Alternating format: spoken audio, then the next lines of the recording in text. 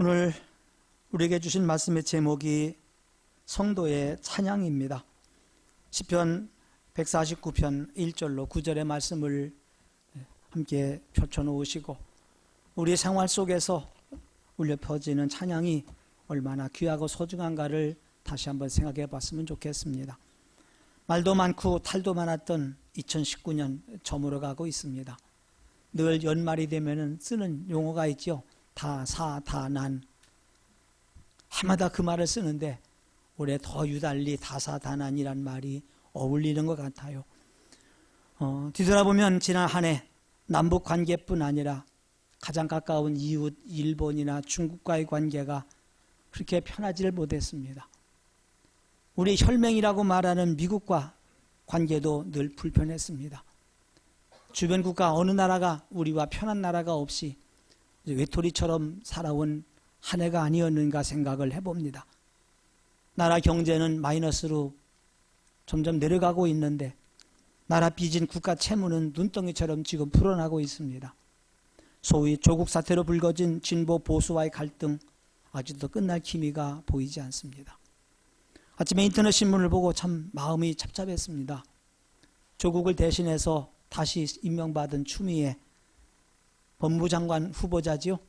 이제 인사청문회 앞에 두고 준비하고 있는데 자료 제출을 하나도 하지 않습니다. 신상정보 공개 동의서 하겠습니까? 안 합니다. 이렇게 제출을 합니다. 아무것도 조사할 수가 없습니다. 학교 나온 것 제대로 공부한 건지 학교 성적표 열람할 수가 없습니다.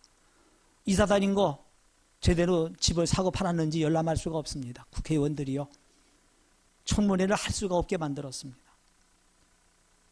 겪어봤거든요. 청문회 하면 시큰 두드려 맞고 망신당하는 거 봤으니까 열람 안 할 테니까 마음대로 하시라는 겁니다. 왜냐하면 장관은 국회 동의받지 않아도 청문회에서 동의받지 않아도 대통령이 임명하고 싶으면 할 수가 있습니다. 그러니까 망신당하고 청문회 하느니 안 하겠다. 임명하고 싶으면 하고 말로 말라. 아마 이런 것 같아요. 법무부 장관이란 사람이 이러한 자세, 이런 정신을 가지고서 나라를 다스릴 수가 있을까 하는 안타까움. 그런 걸 보면서 이것이 오늘 우리의 정치 현실이 아니겠는가 생각하면서 마음이 착잡해요. 그러나 우리는 역사의 중심에 하나님이 계시다는 사실을 믿고 있어요. 그 하나님은 지금까지 우리나라를 지켜 보호해 주셨습니다. 그리고 내년에도 변함없이 우리를 인도해 주실 겁니다. 갈대아 왕 벨사살이 하나님의 저울에 부족함이 보였지요. 메네 데겔 우바르신. 그때 하나님께서는 그 나라를 빼앗아서 메대 사람 다리오에게 맡기셨습니다. 이와 같이 어느 왕, 어느 통치자라도 하나님의 저울에 부족이 보인다면 하나님은 그를 버리실 겁니다. 그리고 하나님 앞에 바로 선 사람을 세우실 겁니다. 그러므로 우리나라를 세우시고 민족을 이끌어 가신 하나님께 찬양을 드릴 수밖에 없습니다. 오늘 우리가 시편 149편을 읽었습니다. 바로 앞편인 148편은 온 우주를 만드신 창조주 하나님을 찬양하고 있습니다. 그리고 이 149편은 죄인된 우리를 구속하신 하나님께 드리는 찬양시라고 말할 수가 있을 겁니다. 1절에 말했죠. 할렐루야, 새 노래로 여호와께 노래하며 성도의 모임 가운데서 찬양할지어다. 새 노래라고 말하고 있어요. 지금까지 늘 불러온 노래가 아니라 전혀 새로운 노래입니다. 은혜를 체험한 사람이 부르는 노래입니다. 과거의 경험을 뒤돌아보면서 그저 회고하고 부르는 노래가 아니라 최근에 경험한 하나님의 은혜를 다시 한번 되뇌이면서 감사와 감격 가운데 부르는 노래라고 말할 수가 있습니다. 까닭에 새 노래를 부를 수 있는 사람은 늘 하나님의 은혜를 체험하고 하나님의 사랑을 겪어본 사람만이 부를 수가 있습니다. 금년 마지막 번에는 송년주일 아침에 우리는 마음껏 하나님을 찬양했으면 좋겠습니다. 새 노래로 하나님을 찬양하고 그 하나님이 지난 1년 동안도 함께 해주셨지만은 이걸로 그치는 것이 아니라 또한 앞으로 2020년 한 해에도 지켜줄 거 믿고 우리는 찬양해야 될 것입니다. 무엇보다도 우리의 왕 되신 하나님을 춤추며 찬양해야 합니다. 우리 하나님은 새 이스라엘인 교회의 왕이십니다. 우리를 창조하시고 우리를 섭리하시고 우리를 인도하시는 왕입니다. 까닭에 우리가 노래를 부를 뿐만 아니라 춤을 추고 동원할 수 있는 모든 악기를 동원해서 노래를 부를 수가 있을 것입니다. 춤추며 3절 그의 이름을 찬양하며 소고와 수금으로 그를 찬양할지어다 이렇게 말하고 있습니다. 다른 노래는 그럴지 모르겠지만 찬양은 하나님의 은혜를 경험한 사람이 부를 수가 있습니다. 행복한 사람이 그 마음 속에서 하나님을 향한 아름다운 표현으로 나올 수가 있는 것이기 때문에 누가 억지로 시킨다고 해서 찬양이 나오질 않습니다. 가끔 어정쩡한 찬양 인도자들이 기쁘시지요 할렐루야 그래요. 근데 안 기쁜데 어떡합니까?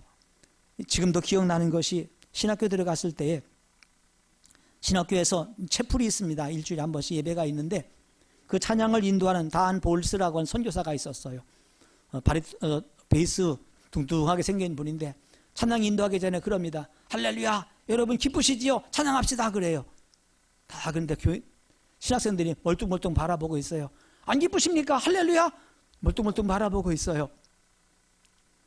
끝나고 나니까 한국 목사님이 그래요. 선교사님 그 말 하지 마세요. 그랬더니, 왜요? 안 기쁘십니까? 이상하네요. 구원받지 않으셨습니까? 그래요. 근데 구원받기는 구원받았는데요. 기쁘기보다는 삶이 너무 힘들어요.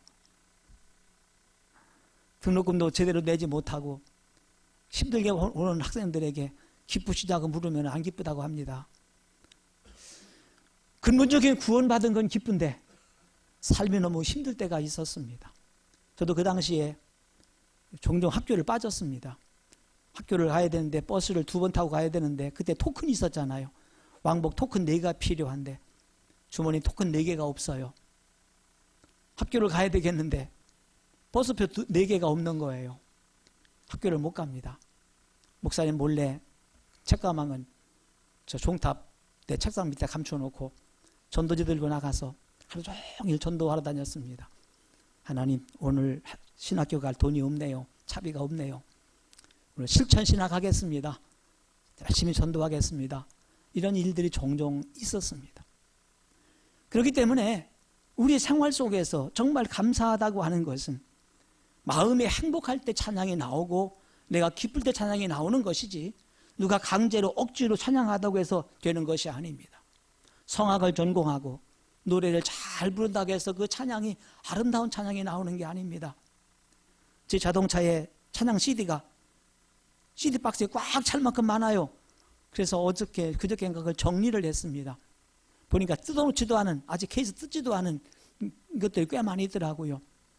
막 버릴 수가 없잖아요. 그래서 오늘 하루 종일 들어보면서 고르자. 근데요 죄송해요. 개 중에는 내가 부르는 게 낫겠다. 이런 찬양들이 꽤 많아요. 엄청 기교를 불러요. 엄청 기교를 부리고 뭐 이렇게 하는데 은혜가 안 돼요. 왜냐하면 마음에서 우러나오는 감사와 기쁨이 넘치는 찬양이라고 하면 비록 성악을 전공하지 않았다 할지라도 그것이 은혜가 듣는 사람에게 은혜가 될 수가 있는데 그것만 아니라 온갖 기교를 부르고 이렇게 하고 있지만은 함께 공감할 수가 없는 것은 그 마음 속에서 우러나오는 찬양이 아니기 때문이 아니겠는가 이런 생각을 가져보게 됩니다. 찬양은 단순한 노래가 아닙니다. 우리의 신앙 고백이기 때문에 하나님의 은혜를 체험한 사람만이 부를 수가 있는 거거든요. 요한계시록 14장에 보면은 어린 양이 시온산에 서 있었습니다. 그리고 그와 함께 이마에 어린 양의 이름을 그리고 그 아버지의 이름을 쓴 사람들 14만 4천 명이 서 있는 것을 보았습니다. 그 사람들은 지금까지 불러보지 못한 새 노래를 부르고 있었습니다. 그 소리가 얼마나 웅장한지 많은 물소리와 같다고 그랬습니다. 큰 우레소리와 같다고 그랬습니다. 그런가 하면 또 검은고 타는 사람들의 검은고 소리와 같이 세미한 노래가 불려지고 있었습니다. 이런 노래를 아무나 부르는 것이 아닙니다. 성경은 말합니다. 이 노래를 부르는 사람은 새 노래를 부르는 사람은 땅에서 속량함을 받은 14만 4천 분이라고 말했습니다. 이 사람은 여자로 더불어 더럽히지 아니하고 순결한 자라고 했어요. 어린 양이 어디로 인도하든지 따라가는 사람이라고 했어요. 사람들 가운데서 속량함을 받아 처음 익은 열매로 하나님과 어린 양에게 속한 사람이라고 이렇게 말합니다. 그 입에 거짓말이 없고 흠이 없는 사람들이라고 그랬습니다. 이런 사람들만이 하나님께 진정한 새 노래를 부를 수가 있는 것입니다. 이스라엘은 자기를 지으신 이로 말미암아 즐거워하며 시온의 주민은 그들의 왕으로 말미암아 즐거워할지어다. 여기 이렇게 우리들에게 말씀하고 있습니다. 그렇습니다. 우리가 하나님의 자녀로 지음받았다는 사실, 하나님 백성이라는 사실 하나만 가지고도 우리는 주님을 찬양할 수가 있습니다. 여기서 말한 시온의 주민이 뭘 말합니까? 하나님 백성이라는 사실입니다. 그 사실만 가지고도 우리는 즐거워할 수가 있고 찬양할 수가 있는 거거든요. 덩실덩실 춤추며 찬양합니다. 소고와 수금뿐 아니라 모든 악기를 총동원해서 하나님을 찬양할 수가 있는 거지요. 옛날 이야기입니다마는 이스라엘 백성들이 400년 가까이 애굽에서 종살이 하다가 해방을 받아 나옵니다. 모세의 인도를 받아 애굽을 떠나 홍해 앞에 섰을 때 그들은 망연자실했잖아요. 눈앞에는 넘실대는 푸르고 붉은 바다가 가로막고 있었습니다. 뒤에는 악에 바친 바로와 군대를 몰고 쳐들어오고 있었습니다. 애굽에 매장지가 없어서 우리를 이 바다에 수장시키려고 하느냐? 백성들이 두려운 나머지 모세를 찾아와 따지기 시작을 했습니다. 그런데 솔직히 말하면 모세도 무슨 뾰족한 수가 있는 것이 아니었습니다. 그런데 하나님께서는 그들을 상상도 하지 못할 방법으로 홍해를 건너게 하셨습니다. 그리고 바짝 추격해 오던 바로와 그 군대들을 홍해에 다 몰살시키고 말았습니다. 긴장하고 떨며 사태 추이를 지켜보고 있던 백성들은 안도의 숨을 쉬었지요.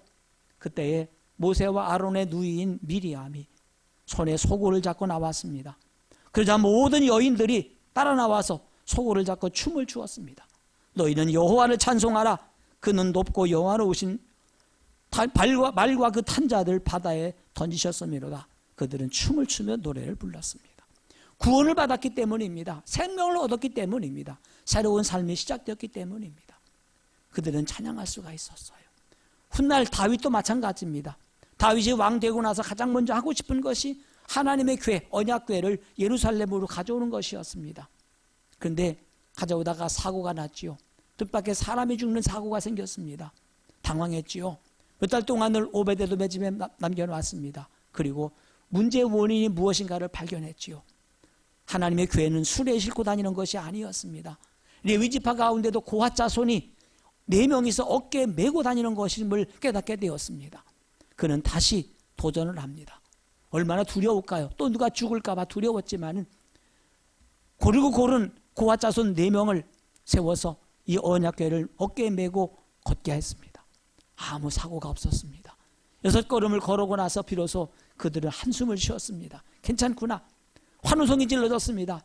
다윗은 덩실덩실 춤을 추면서 하나님 앞에 노래를 부르면서 예루살렘으로 메어올 수가 있었습니다.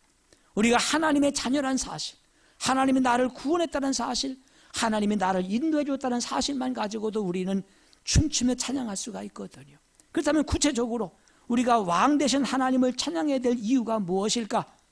무엇보다도 그분은 우리를 지으신 분이기 때문입니다. 나를 지으신 분이 하나님이십니다. 저는 이 시편을 준비하다가 시편 100편 생각이 나더라고요. 짧은 시입니다마는 온 땅이여 여호와께 즐거운 찬송을 부를지어다. 기쁨으로 여호와를 섬기며 노래하면서 그 앞에 나갈지어다. 여호와가 우리의 하나님이신 줄 너희는 알지어다. 이렇게 고백합니다. 그리고 이어서 계속 말하기를 그는 우리를 지으신 이시요 우리는 그의 것이니 그의 백성이요 그의 기르시는 양이로다. 하나님이 나의 하나님이란 사실, 그분이 나의 목자란 사실, 그분이 나를 이끌어간다는 사실, 그분이 나를 지은 분이란 사실 때문에 우리는 찬양할 수가 있거든요. 하나님은 우리에게 생명을 주셨습니다. 이 사실만 가지고도 찬양해야 될 충분한 가치가 있잖아요. 모든 피조물 가운데 가장 영광스러운, 가장 고상하고 가장 아름다운 만물의 영장으로 지음받았다는 사실 때문에 우리를 찬양하게 되는데, 하나님이 우리를 지으신 목적이 뭐라고 그랬어요? 이사야 42장에 말하기를 그는 우리를 이 백성은 내가 나를 위해 지었나니 나를 찬송하게 하려 함이라 이렇게 말합니다. 우리의 입술 속에서 하나님을 찬양하라고 말합니다. 어떤 학자는 그렇게 말하더라고요. 큰 새는 아름다운 노래를 못한답니다. 조그만 새들이 아름다운 소리로 노래한답니다. 가만히 보니까 그런 것 같아요. 타조가 뭐라고 노래합니까? 꽉 그러잖아요. 아름다운 소리 안 나오더라고요. 정말 아름다운 소리로 노래하는 새들은 가장 작은 새들, 종달새나 꾀꼬리나 이런 작은 새들이 아름다운 소리 노래하더라고요. 내가 잘났다고 여기는 사람들, 그들 통해서 하나님의 영광 받지 않습니다. 나의 부족을 알고 나의 연약함을 알면서 감사하는 그 사람을 통해서만 하나님은 찬양을 받으십니다. 그래서 여기 말하기를 이스라엘은 자기를 지으신 이로 말미암아 즐거워하며 그들의 왕으로 말미암아 즐거워할지어다, 이렇게 노래하고 있습니다. 또한 하나님 그분은 우리를 사랑으로 다스리는 왕이기 때문에 찬양을 받아야 됩니다. 4절에 이렇게 노래하지요. 여호와께서는 자기 백성을 기뻐하시며 겸손한 자를 구원으로 아름답게 하심이로다. 이렇게 말하고 있습니다. 여호와께서는 자기 백성을 기뻐하신다고 그랬습니다. 여호와는 그들의 예배와 또 그들과 함께 살 수 있다는 것 때문에 기뻐하신다고 그랬고 은총을 주기를 원하신다고 그랬어요. 우리가 어릴 때는 부모로부터 선물을 받으면 좋아합니다. 뭔가 받는 걸 좋아하고 기뻐합니다. 어릴 때 그러죠. 그런데 어른이 되고 나니까 물론 자녀들이 좋은 선물 해주는 거 반갑지요. 더 좋은 것은 내가 자녀들에게 무언가 줄 것이 있을 때 더 기쁘더라고요. 이번에 성탄절에 아이들에게 무슨 선물 해줬습니까? 아마 다들 뭔가 선물을 해줬을 겁니다. 그리고 어르신들에게도 부모님께도 해드렸을 겁니다. 받는 것보다 주는 게 더 좋더라고요. 성탄절 다음 날이든가요. 재현이가 학교를 갑니다. 제가 웬만하면 태워다 주거든요. 근데 그래요. 오늘은요. 학교를 안 가요. 쌍문역으로 태워다 주세요. 그래요. 왜냐고 그랬더니 뭐 중3 할 일이 없잖아요. 연극 보러 간대요. 소극장에. 신나겠네. 그랬더니 할아버지 재미 하나도 없어요. 왜? 그랬더니 2번 갔다 왔는데 2번 다 실망했어요. 그 2번 실망했으니까 오늘도 기대 안 하고 가요. 왜? 그랬더니 너만 그런 거 아니냐? 그랬더니 아니래. 갔다 와서 선생님이 물어보더래요. 연극 어땠느냐? 한번 얘기해봐라 그랬는데 10명이 얘기했는데 9명이 재미도 없었고 뭐 하는지도 모르고 괜히 갔다 왔다고 그러더래요. 한 명만 칭찬했대요. 누구? 그랬더니 누구는 말할 거 없고 뭐가? 그랬더니 배우가 잘생겼다고 했어요. 내용이 좋다고는 아무도 안 했대. 그러면서 오늘도 기대 안 하고 간대요. 그래서 그랬죠. 그러면은 점심 어떻게 할 거냐? 그랬더니 갔다 와서 먹으면 돼요. 용돈 필요하지 않아? 그랬더니 4,000원 있는데요. 그거면 충분해요. 갔다 그냥 오면 돼요. 빨리 끝나고 집에 와서 먹을 거예요. 그래요. 지갑을 열어보니까 딱 15,000원 있더라고요. 5,000원 나도 용돈 필요하니까 10,000원만 줬지요. 혹시 아니야. 점심 먹을지 모르니까 친구들하고 점심 먹고 와. 안 받진 않더라고요. 또 받아가지고 갔어요. 신기한 거는요. 연극 끝난 지 한참 됐고 점심도 먹을 때가 지났는데 안 와. 잘 모르겠지만 3시, 4시쯤 돼가지고 왔어요. 물어보니까 친구들하고 점심 먹고 왔다고, 그리고 놀다 왔다고 그러더라고요. 할아버지 마음이 좋더라고요. 내가 10,000원이지만 주길 참 잘했다. 이 친구들이 같이 놀러 가자 그러는데 대학로 가서 4,000원 가지고 뭐 먹겠어요. 그러면 못 갈 거 아닙니까? 혼자 그냥 또 전철 타고 올 거 아니겠어요. 근데 어쨌든 밥값은 있으니까 어울려 놀다가 왔다는 걸 보면서 기쁘더라고요. 이게 저만이 아니라 제 얘기지만은 우리 부모들의 마음이 똑같은 마음 아니겠어요? 그렇지 않습니까? 무언가 어릴 때는 받을 때 좋았는데요. 어른이 되고 나니까요. 내가 우리 아이들에게 줄 것이 있으면 이게 행복하고 이게 즐겁더라고요. 내 입에 들어가는 것보다 그놈들 입에 들어가는 게 훨씬 더 맛있더라고요. 그러면 우리 하나님은 안 그러실까요? 우리가 하나님께 많은 걸 드립니다. 헌금도 드리고 여러 가지 사랑을 드립니다. 좋아하시지요. 근데 우리 하나님이 더 좋아하시는 거는요. 하나님께서 우리에게 무언가 줄 것이 있을 때 기뻐하셔요. 근데 부모는 된 우리는 참 자녀들에게 줄 게 그렇게 많지 않아요. 그렇지 않습니까?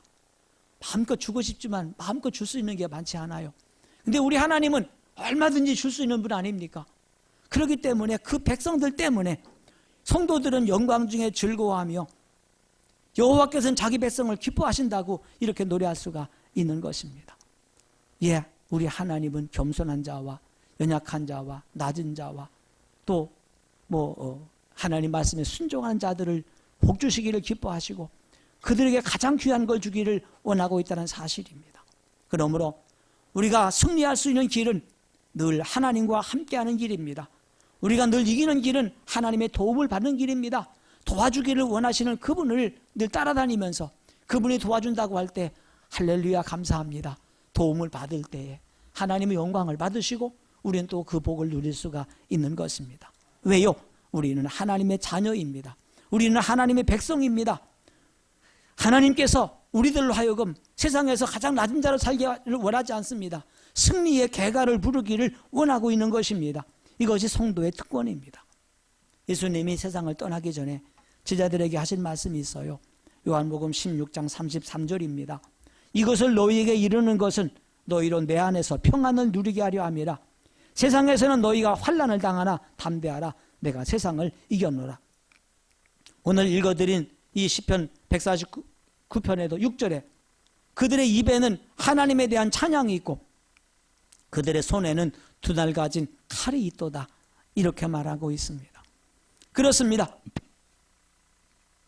하나님께서 우리를 승리하게 하기 위해서 언제나 양손에 검을 들려주십니다. 입술에 찬양을 들려주십니다. 그 찬양과 그리고 하나님 말씀, 검과 같은 하나님 말씀을 통해서 세상을 이기게 하십니다. 아까 말씀드렸잖아요. 모세와 이스라엘이 뒤쫓아오는 바로의 군대를 어떻게 접으셨습니까?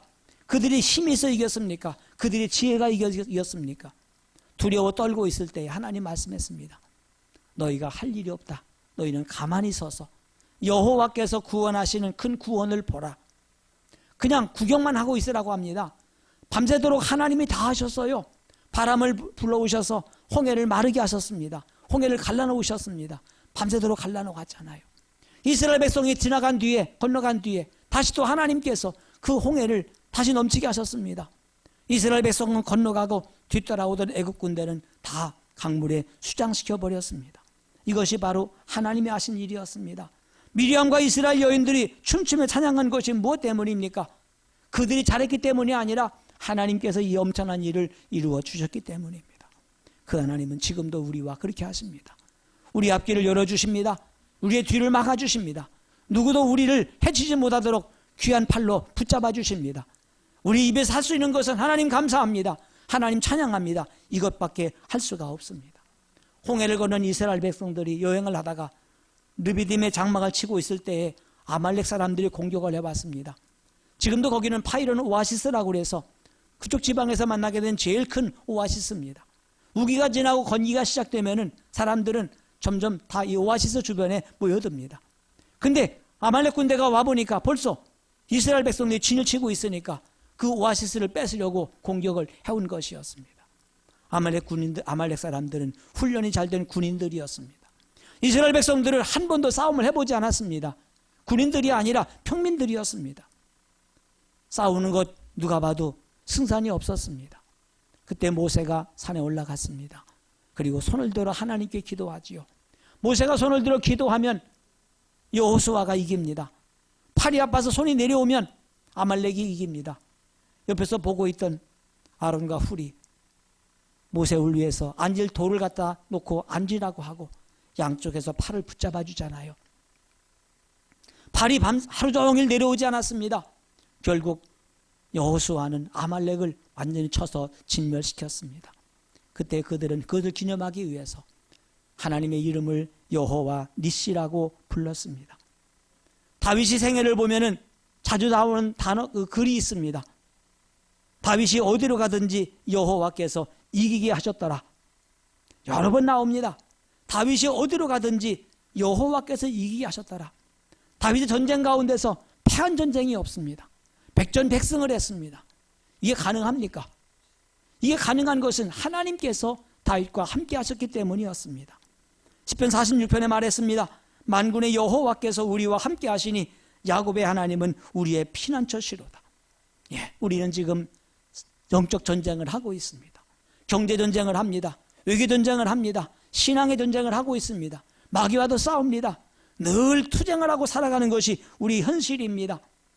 우리의 힘과 우리의 재능을 가지고 싸우려면 이길 방법이 없습니다. 좌우의 날선 검과 같은 하나님 말씀을 가지고 우리 입술에 찬양을 품고 있을 때에 하나님이 도와주십니다. 하나님이 함께 하십니다. 그래서 우리의 싸우는 무기는 육신에 속한 것이 아니라고 그랬습니다. 어떤 견고한 진도 무너뜨리는 하나님의 능력이라고 고린도후서 10장 4절에 말씀하고 있습니다. 우리는 주님의 안에서 늘 승리할 수가 있습니다. 우리의 찬양이 늘 울려 퍼지도록 우리 하나님은 도우실 것입니다. 그 하나님을 감사하고 기뻐하면서 이제 새로운 새해를 향해 출발해 나갔으면 좋겠습니다. 그러나 궁극적이고 완전한 승리는 아직 오지 않습니다. 심판날에 이루어질 것입니다. 그때 주께서 그 수많은 거룩한 사람들과 함께 임하실 것입니다. 그리고 뭇사람을 심판하러 오실 겁니다. 그때 심판이 모든 나라에 시행될 것입니다. 그러나 성도들은 그리스도와 함께 영광의 자리를 차지하게 될 것입니다. 너희가 세상을 심판할 것을 알지 못하느냐 말했습니다. 우리가 그날을 바라보면서 우리의 생명 다하는 날까지 주님의 신실한 종이 되고 군사가 되어서 주님과 동행하는 삶을 살아야 되겠습니다. 지난 한 해를 뒤돌아보십시다. 힘들고 어려웠지만 거기에 하나님이 계셨습니다. 만약에 하나님이 도와주지 않았다면 우리가 어떻게 살았을까 생각한다면 오늘도 우리는 하나님을 찬양하지 않을 수가 없습니다. 과거의 하나님은 또한 미래의 하나님이십니다. 그 하나님이 2020년에도 함께할 걸 믿고 늘 찬송과 함께 살아가는 한 해가 되기를 주님의 이름으로 축복합니다.